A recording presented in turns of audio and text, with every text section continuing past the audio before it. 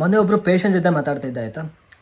ಅವ್ರ ಹತ್ರ ಮಾತಾಡ್ತಿರ್ಬೇಕಾದ್ರೆ ಅವರು ಕೈ ಕಾಲೆಲ್ಲ ಚುಚ್ಚಿದಂಗೆ ಆಗೋದಾಗಿರ್ಬೋದು, ಉರಿ ಬರೋದಾಗಿರ್ಬೋದು, ಬೇಗ ಸುಸ್ತಾಗೋದಾಗಿರ್ಬೋದು, ಈ ಥರ ಕಂಡೀಷನ್ಸ್ ಹೇಳ್ತಾಯಿದ್ರು.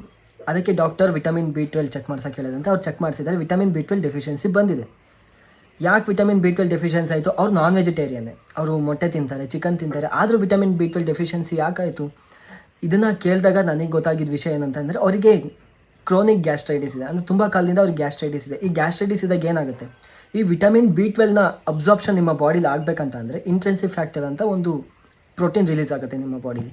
ಅದು ರಿಲೀಸ್ ಆಗಬೇಕು, ಅದು ಹೊಟ್ಟೆಲಿ ರಿಲೀಸ್ ಆಗುತ್ತೆ. ನೀವೇನಾದ್ರು ಈ ಥರ ಗ್ಯಾಸ್ಟ್ರೈಟಿಸ್ ಕಂಡೀಷನ್ ಇದ್ದಾಗ ಅದು ರಿಲೀಸ್ ಆಗಲ್ಲ, ಅಥವಾ ಅದರಲ್ಲಿ ಏರುಪೇರು ಇರುತ್ತೆ. ಸೊ ಅದು ನಿಮ್ಮ B12ನ ಅಬ್ಸಾರ್ಪ್ಷನ್ ಮಾಡ್ಕೊಳ್ಳಲ್ಲ. ನೀವು ಹಿಂಗೆ ತೊಗೋತೀರಾ, ಅದು ಹಿಂಗೆ ಹೋಗ್ಬಿಡುತ್ತೆ.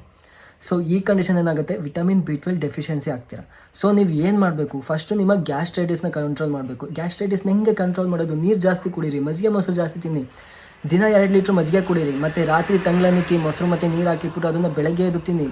ಇದರಿಂದ ಒಳ್ಳೆ ಪ್ರೋಬಯೋಟಿಕ್ ಆಗುತ್ತೆ. ನಿಮ್ಮ ಹೊಟ್ಟೆ ಗಟ್ ಹೆಲ್ತ್ ಏನಿದೆ ಅದು ಸರಿ ಆಗ್ತಾ ಬರುತ್ತೆ. ಮತ್ತು ಕಾಫಿ ಟೀ ಕುಡಿಬೇಡಿ, ಸ್ಪೈಸಿ ಫುಡ್ನ ಜಾಸ್ತಿ ತಿನ್ನಬೇಡಿ, ಬೇಗ ಊಟ ಮಾಡಬೇಡಿ, ರಾತ್ರಿ ಲೇಟ್ ನೈಟಲ್ಲಿ ಊಟ ಮಾಡಬೇಡಿ. ಇದಿಷ್ಟು ಫಾಲೋ ಮಾಡಿ, ನಿಮ್ಮ ಗ್ಯಾಸ್ಟ್ರೈಟಿಸ್ ಕಂಟ್ರೋಲ್ ಆಗುತ್ತೆ. ಮತ್ತು ಪ್ರಾಣಾಯಾಮ ಅಭ್ಯಾಸ ಮಾಡೋದಾಗಿರ್ಬೋದು, ಇದು ನಿಮ್ಮ ಸಿಂಪಥೆಟಿಕ್ ಡಾಮಿನೆನ್ಸ್ ಏನಿದೆ ಅದಕ್ಕೆ ಕಮ್ಮಿ ಮಾಡುತ್ತೆ. ಸೊ ಇದನ್ನೆಲ್ಲ ಫಾಲೋ ಮಾಡ್ಕೊಳ್ಳಿ. ಇವಾಗ ವೀಡಿಯೋಸ್ ಹಾಕಿದ್ದೀನಿ, ನಿಮಗೆ ಡಯಟ್ ಚಾರ್ಟ್ ಬೇಕಂದ್ರೆ ನನ್ನನ್ನು ಸಂಪರ್ಕ ಮಾಡಿ, ನಾನು ನಿಮಗೆ ಅದನ್ನು ಒದಗಿಸ್ತೀನಿ. ಈಗ ಹೆಚ್ಚು ವೀಡಿಯೋಗೋಸ್ಕರ ನನ್ನ ಫಾಲೋ ಮಾಡ್ಕೊಳ್ಳಿ, ಯಾಕಂದರೆ ನಿಮ್ಮ ಆರೋಗ್ಯ ನನ್ನ ಆದ್ಯತೆ. ಧನ್ಯವಾದ.